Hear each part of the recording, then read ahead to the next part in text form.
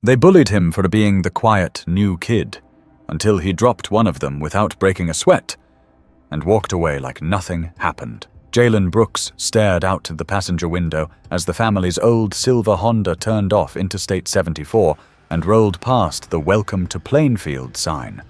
His mom tapped the steering wheel like she was trying to keep beat with a song that wasn't playing. Outside, long rows of tan brick homes stretched into the distance, every lawn freshly cut, every mailbox neatly painted. It was the kind of place where people waved at each other for no reason. Jalen wasn't in the mood to wave. "You okay?" his mom asked, glancing over quickly before fixing her eyes back on the road. He gave a shrug. "Yeah, you're gonna do fine. I've got a good feeling about this place," she said, forcing a smile. She was trying to sound hopeful. She always did after a move. This was their third one in 4 years. Her promotion meant better pay, better hours, and what she called a shot at stability. But to Jalen, it just meant another goodbye to everything familiar. He'd left his best friend back in Fort Wayne. He left his favorite gym, the one with the worn mats and the old punching bags that smelled like sweat and bleach. Worst of all, he had to start over again. New school, new faces, new people trying to figure him out. Monroe Middle School came into view before he was ready for it. A squat, modern building surrounded by oak trees and a parking lot that wrapped around the front like a lazy river.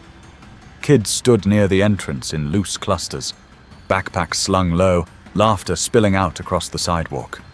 Jalen's stomach tensed up. The butterflies weren't from fear. He just didn't feel like being looked at. He hated that part, being the new kid. Everyone sizing you up, trying to figure out your angle. Some would be curious, others would be suspicious. But there were always a few who just didn't like someone new, especially when they looked different. His mom pulled into a parking space and turned off the ignition. She looked over at him, her expression softening. "Look, I know it's hard, but you know who you are, Jay. Don't let anyone take that from you." Jalen nodded, quietly unbuckling his seatbelt. "And if anybody gives you a hard time," she added, "you know what to do." He smirked. "You mean breathe deep and stay calm?" "Exactly." She smiled, proud. "That's what your uncle always says, right?" Jalen opened the door and stepped out. He had his uncle's words burned into the back of his mind. Control is everything. Power doesn't come from punches. It comes from knowing when not to throw one. He'd trained long enough to understand that now. As they walked toward the school entrance, he kept his eyes low. The sound of sneakers scuffing against pavement, backpacks zipping open, and the low thrum of early morning chatter all blurred together. But he caught it. That slight pause in conversation when he passed. He could feel it. That quiet moment where people noticed him and didn't know what to make of him. In homeroom, the teacher, a woman named Ms. Driscoll with wireframe glasses and a voice like morning radio, introduced him without much fanfare. "We've got a new student joining us today," she said, motioning toward him. "Jalen Brooks from Fort Wayne. Make him feel welcome." A few glances. One nod. That was it. He sat down in the back row and tried to disappear. But it's never that easy. By third period, Jalen had already picked up on the school's rhythm. Who walked the halls with confidence, who stayed out of the way, who always had something to say. He noticed a boy with a buzz cut and a loud laugh who seemed to hold court in the cafeteria. Another kid, tall, sharp cheekbones, twitchy, watched everything like a hawk. And a third, smaller one with braces who tagged along and laughed too hard at everything they said. They hadn't said anything to Jalen yet, but they didn't have to. He recognized the energy. He'd seen it before, the kind that hovered just outside your bubble, waiting to push past it. Jalen kept his posture relaxed, his hands still. He watched them watching him, but never stared back long enough to invite anything. He didn't need trouble, but trouble had a way of finding people like him. But Jalen wasn't the only one paying attention, and the first crack in the surface was about to show. Lunch at Monroe Middle didn't come with much choice, just a few loud tables, sticky floors and pizza slices that looked like they'd been microwaved into submission. Jalen carried his tray past the full tables without slowing down, heading for the far corner near the windows where no one was sitting. He didn't mind. He actually preferred eating alone. Less talking, more thinking. And right now, he had a lot to think about. He was mid-bite into something that claimed to be lasagna when a shadow cut across his tray. "You knew?" Jalen looked up. A boy with tight curls and a red hoodie stood across from him. Not aggressive, just curious. "Yeah," Jalen answered. "Cool, I'm Dev. You don't gotta sit here alone, man. Come sit with us next time." Jalen nodded once. He appreciated it, but that wasn't his style. Dev gave a half smile and walked off, back to his table near the center of the cafeteria. It was a small moment, but one Jalen would remember. A few minutes later, a voice from the left caught his attention. Louder, not friendly. "Yo, is that your mom's lunch?" Jalen turned slowly. 3 boys were standing just a few feet away. The tall one with the sharp cheekbones. He spoke first. His name was Colby. Jalen had already heard teachers say it during roll call. Next to him was the kid with the buzz cut, Austin. And behind them, trailing a step behind, the smaller one, Trent. Jalen didn't answer. Colby tilted his head like he was surprised. "Oh, he doesn't talk," Austin snorted. "Maybe he doesn't speak English." That made Trent laugh way too loud. Jalen looked back down at his tray. He wasn't about to give them the reaction they wanted. That only ever made it worse. His uncle taught him that when he was 9. Bullies feed on your energy. Stay steady, and they don't know what to do with you. But not reacting didn't make them stop. Colby leaned closer. "What's in the bag, bro? Karate belt? You gonna do some flips or something?" Jalen didn't move. "I'm eating." "Say what?" Austin said, stepping in now. "You say something." "I said I'm eating," Jalen repeated, his voice even. For a second, there was silence. Then Austin slapped the milk carton off Jalen's tray, and it landed sideways on the floor, milk spilling in a pale stream. Jalen blinked once. That was the moment. He could feel it in his chest. Tight. Warm. That instinct to do something. But he held it. Held it right there in the middle of his ribs. Then Dev showed up. "Hey, back off," Dev said, stepping between them. Colby rolled his eyes. "Relax, man. We're just saying hi to the new kid." "That's not what it looked like." Austin grinned. "You gonna cry for him now?" Trent laughed again, but his laugh sounded more unsure this time. Ms. Garvey, one of the lunch aides, spotted the milk on the floor and came over. "What happened?" "Just spilled," Colby said, already stepping back. No big deal. They scattered before she could ask more questions, leaving Dev and Jalen behind. Dev bent down, grabbed a few napkins from Jalen's tray, and started cleaning up the mess. "You good?" Jalen gave a small nod.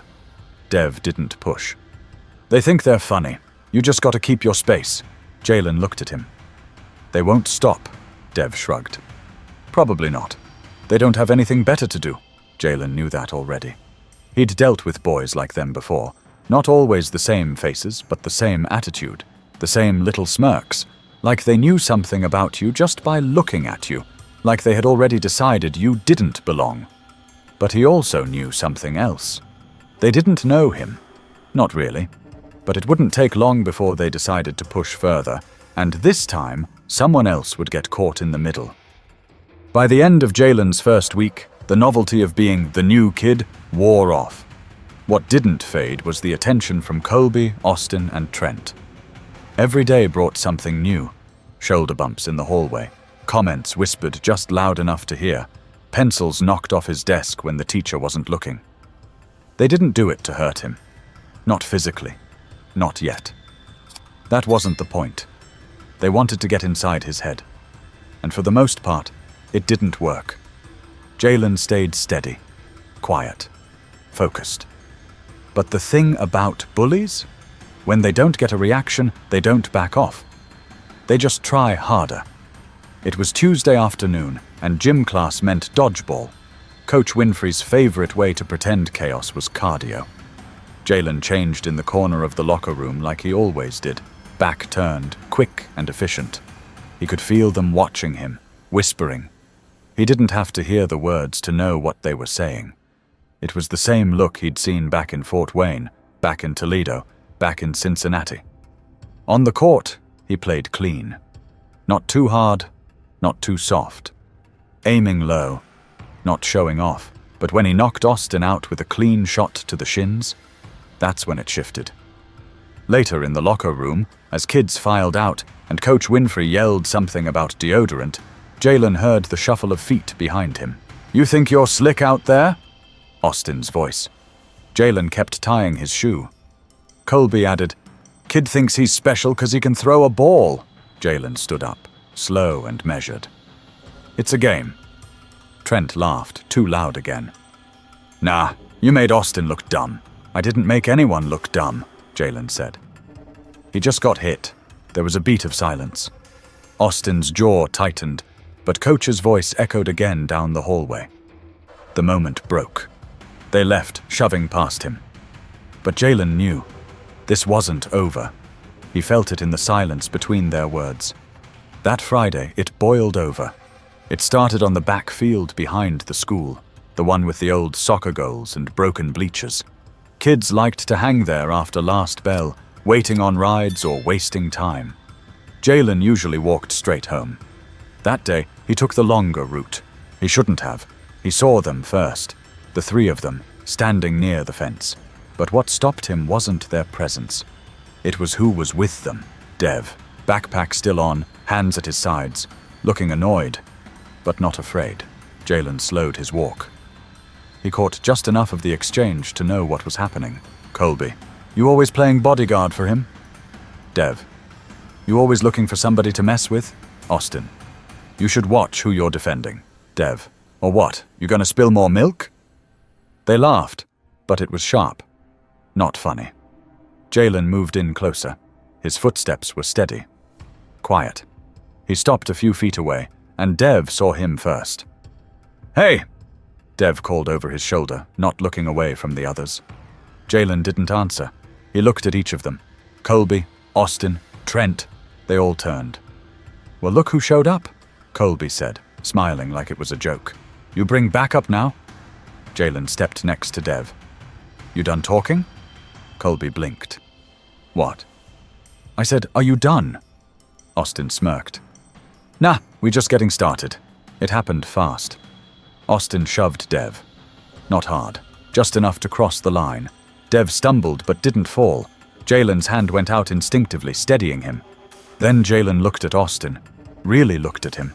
Calm, quiet, not angry. "Don't do that again!" Austin puffed up, taking a step forward. "Or what? You gonna cry?" Jalen didn't move. "I'm serious," he said, his voice even.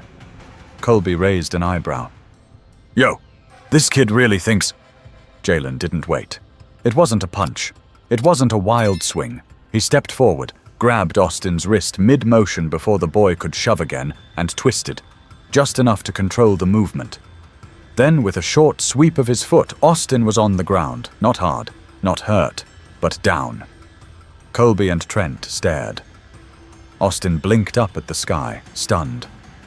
Jalen didn't gloat, didn't smile. He just stood there, hand relaxed by his side. "You good?" he asked Dev. Dev nodded. Stunned silent. Jalen turned and walked away. But the real fallout wasn't in that moment. It came with the silence that followed him all the way down the sidewalk. Jalen didn't say a word the entire walk home. He didn't need to. His body still felt tight from the tension, not from the brief move he'd made, but from everything wrapped around it, being watched, being tested, and knowing exactly when to pull back. That was something his uncle had drilled into him for years. Never act out of anger. Stay centered, always. When he reached his street, the calm of suburban Plainfield felt off, too quiet. The kind of silence that meant someone, somewhere, was already telling a story. And Jalen's name was in it. His mom was in the kitchen, still in her scrubs, stirring a pot of something warm and heavy with spice. "You're late," she said gently. Jalen kicked off his shoes. "I stopped with a friend." She looked over her shoulder. "Everything good?" He paused. "Yeah." Her eyes narrowed just a little, the way they did when she wasn't fully convinced. But she didn't press. She never did right away. She gave him room. Always. The next day, school didn't feel the same. Jalen stepped through the doors and felt something shift. Not loud, not obvious, but there. A pause when he walked into first period. A glance from across the hall. Not fear, just attention. Colby, Austin, and Trent weren't at their usual table during lunch. Dev found him again, sliding into the seat across from him like nothing had happened. "So, Dev said, opening his juice. "You trained or something?" Jalen looked up. "Yeah." "For how long?" 8 years. My uncle taught me." Dev blinked. "You serious?" Jalen just nodded. "Okay, yeah, that explains a lot," Dev said, almost laughing. "You dropped him like a sack of bricks." Jalen shook his head. "Didn't drop him, just redirected." "That's what you call that?" Dev grinned. "Man, you might be the calmest dude I ever met." Jalen shrugged. "Fighting isn't the hard part, not reacting is." Dev raised his eyebrows. "Well, that reaction saved my butt." Jalen looked at him, serious. "They'll probably come back harder." Dev leaned in. "Then they're dumber than they look." Word traveled fast. By the next day, the story had morphed. Some said Jalen body-slammed Austin. Others said he flipped him through the air like in a movie. A few even claimed he put Colby in a chokehold, which didn't happen at all. Jalen didn't correct anyone. He didn't care about the exaggerations. But the attention? That was new, and it made him uncomfortable. What surprised him most wasn't the way students looked at him. It was how quiet Colby and his crew got. No jokes, no comments. They walked past him now like he wasn't even there. But that wasn't peace. That was pressure building.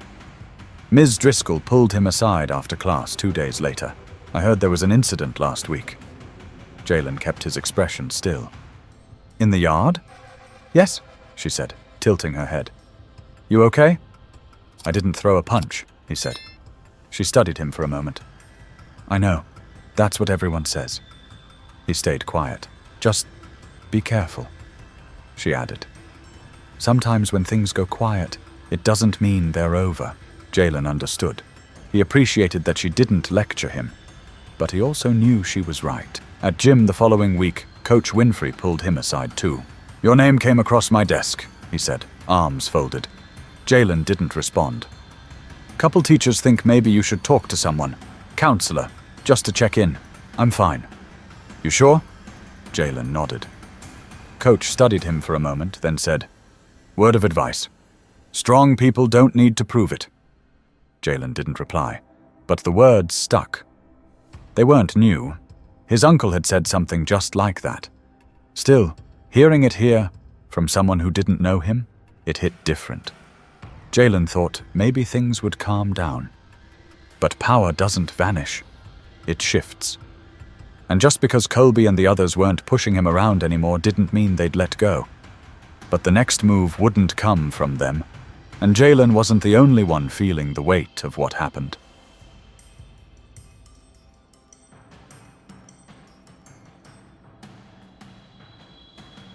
The Monday after everything happened, something changed at Monroe Middle School. But it wasn't in the hallways or the classrooms. It was in the way people acted around each other. The boys who used to crack jokes at others' expense suddenly kept their voices down. Girls who had never spoken to Jalen before now gave him curious, sometimes admiring looks. Even teachers, without saying a word, seemed more aware when he entered a room. But Jalen didn't want any of it. He still sat alone at lunch, still kept his answers short in class. He didn't want to be the kid everyone whispered about. All he'd done was stop a shove, but apparently that was all it took to change the way people saw you. Dev noticed too. He slid into the seat across from Jalen during lunch again, but this time with a smirk. "You're like a myth now," he said, tossing his banana on the table. Did you know somebody said you broke Austin's wrist? Jalen raised an eyebrow. His wrist's fine. Yeah, I know that. You know that. But stories spread fast when people are bored. Jalen didn't respond right away. He pushed his tray back a little, appetite gone. I didn't do it for attention. Dev leaned back. You think I don't know that? Jalen looked out over the cafeteria. A few kids were watching them. One of them was Trent. His usual goofy confidence noticeably dulled. When their eyes met, Trent looked away. Jalen's voice dropped. They're not done. Dev followed his gaze. Colby. All of them. They're waiting. For what? For something they can twist. The next day, Jalen found a drawing stuffed into his locker. A sloppy sketch of a boy kicking another in the head, with Judo Jalen written underneath in thick black ink. It wasn't much. Not violent, not direct. But it meant something. Jalen crumpled it up and kept walking. In PE, Austin stayed quiet. Colby didn't even show up. But it was Trent who surprised Jalen. After class, Trent hovered awkwardly near the gym doors. When most of the students had cleared out, he walked up slowly. Jalen stiffened, but didn't move. Look, Trent said, his voice low, almost embarrassed. I didn't mean to, be part of all that. Jalen stared at him, waiting. I mean, I laughed and all, but I didn't think it'd go that far. Austin's the one who always pushes stuff. I just went along with it. Jalen let the silence stretch. You're not saying anything, Trent muttered, shifting on his feet. Jalen finally spoke. You don't get points for regret after someone else gets hurt. Trent nodded slowly, looking down. Yeah, I figured. He walked away without saying anything else. Later that afternoon, Ms. Garvey, the lunch aide, pulled Jalen aside near the school library. I saw what happened last week. I didn't say anything sooner because I wanted to be sure, she said. Jalen frowned. Sure of what? That you weren't going to let it change you. He tilted his head slightly.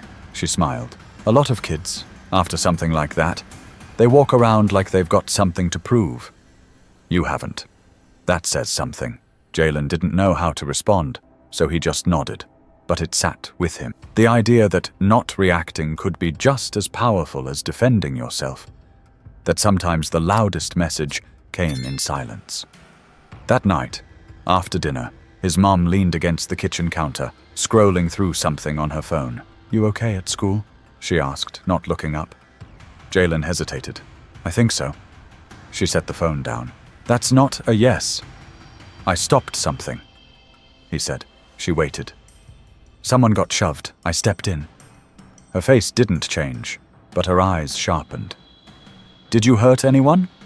No, I controlled it, just like Uncle taught me. She exhaled through her nose. Good, because you know people see what they want. Doesn't matter what really happened. I know. She walked over, placed a hand on his shoulder. I'm proud of you. But you gotta be careful, Jay. It's not just about strength. It's about what happens after people see it. But Jalen wasn't finished. Because something deeper had started to shift at Monroe. And soon it would reach more than just him. It was the second Wednesday of the month, which meant advisory period. 35 minutes of loosely guided conversation that usually went nowhere. But this time, Ms. Keene, the school counselor, stepped in with a clipboard in hand and that quiet kind of authority that made even the louder kids sit straighter. Today we're doing something different, she said, smiling faintly. You'll each get a card with a question. Nothing too deep. You can pass if you want, but I hope you won't. Most of the class groaned softly. A few rolled their eyes. Jalen didn't react. He sat in the back, as always, leaning just enough into his seat to disappear. Cards were handed out, desks shifted, and the circle slowly formed. Ms. Keene sat in a chair at the front, giving them space without leaving them entirely alone. Jalen flipped his card over and read the question. What's something people assume about you that isn't true? He stared at the words for a few seconds, then placed the card face down on the desk again. Kids around the room started going through theirs, some joking, some serious. One girl talked about how everyone thought she was rich because she wore nice shoes. But really, her mum worked double shifts and they shared a one-bedroom apartment. A boy said people thought he was dumb because he stuttered when he got nervous. Another kid admitted he always acted like a clown because it was easier than saying he didn't want to go home. It wasn't perfect. Some of the answers were still jokes, but something about the room had changed. Ms. Keene noticed too. She glanced at Jalen. "Would you like to share?" He paused, then spoke. "People think I'm angry because I'm quiet." A few heads turned. "I'm not," he said. "I just think before I talk." He didn't say more. Didn't need to. It was enough. More than he'd said in a room full of people all week. After class, Ms. Keene caught up with him just outside the door. "Jalen, can I talk to you for a minute?" He nodded. They stepped aside near the lockers. "I heard what happened behind the field," she said, voice gentle. "I know the teachers tried to handle it quietly, but students talk." Jalen stayed quiet. "I'm not here to scold you," she continued. "Actually, I think you handled it better than most adults would have." Jalen glanced at her. "Then why does it feel like I did something wrong? Because people aren't used to seeing calm and control from someone they've already misunderstood." He looked down at the floor. Miss Keene lowered her voice. "This school's been needing a wake-up call. You may not realize it, but you gave it one. Not because of what you did to Austin, but because you didn't let it change you afterward." Jalen's jaw tensed. "They still think I'm dangerous." She didn't deny it. "Maybe some do, but others are learning something. About respect.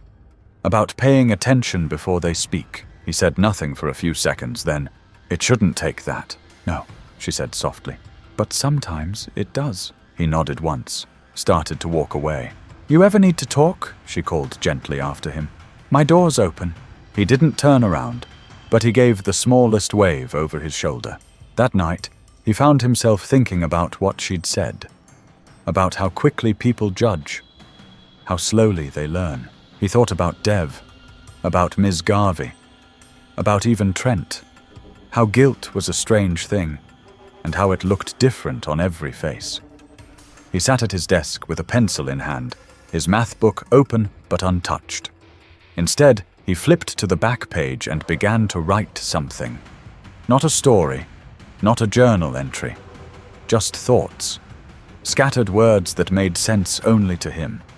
He didn't know it yet, but that quiet act of writing would lead to something far bigger than any takedown ever could. 2 weeks passed. Nothing blew up. No fights, no outbursts, no revenge. And yet, something was clearly different at Monroe Middle School. Jalen noticed it in the small things. A kid dropped his notebook in the hallway. Someone stopped to help pick it up. 2 sixth graders arguing over a basketball? It didn't end with shoving this time. Even in the cafeteria, the air felt less tense. Not friendly, just less wired. He hadn't done much. Not really. But sometimes one act, one calm refusal to be pushed, makes people look around and ask themselves why they follow certain rules that were never really rules at all. What surprised Jalen most was who approached him next. It was during science class, the one with the substitute who never really paid attention. They were doing a group project, build a tower using straws and masking tape. Jalen had just finished sketching an idea when a shadow appeared beside him. "Hey," Colby said, almost under his breath. Jalen looked up, eyes guarded. Colby didn't have the usual edge in his voice. He didn't look smug. If anything, he looked tired. I'm not good at this," Colby said, motioning vaguely toward the half-crushed pile of straws at his own table. Jalen didn't say anything, just kept looking at him. Colby shifted awkwardly. "You know, people think I'm some kind of leader or whatever. I just say stuff. And people laugh. Doesn't mean I know what I'm doing." Jalen blinked slowly. "You need help with the straw tower?" Colby cracked a half-smile. "Yeah, I guess I do." Jalen didn't nod. Didn't smile. But he did stand up and follow Colby back to his table. The conversation didn't go further than that. But the moment hung there. Quiet, strange, almost honest. And that was enough for now.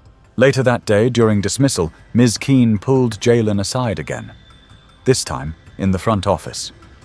"I wanted you to see something," she said, holding up a printed flyer. At the top, bold letters read, "Student Voice Circle. Real talk. Real change." Jalen raised an eyebrow. "We're starting with 12 kids. Diverse mix. Some from each grade. I want to build something that lasts longer than hallway gossip." Jalen looked at her, skeptical. "And you want me in it?" "No, I want you to help lead it." He froze. "I've been watching," she said. "Not just how you handled Austin, but how you didn't run from what came after. That kind of presence matters." Jalen sat down slowly in the office chair. "I'm not really a leader." Ms. Keene tilted her head. "You don't have to be loud to lead." He thought about that. Thought about how people had watched him since the fight. Some with respect, some with confusion, some with resentment. He didn't want attention. But if that attention could be used for something real, maybe it was worth it. "I'll try," he said. She smiled. "That's all I'm asking." The first meeting happened the next week in the library after school. 12 students, 2 teachers. And no agenda except to talk. Not just about bullying, but about how people see each other. How labels stick. How silence sometimes causes more damage than words. Jalen didn't say much during that first meeting. But when he did, everyone leaned in.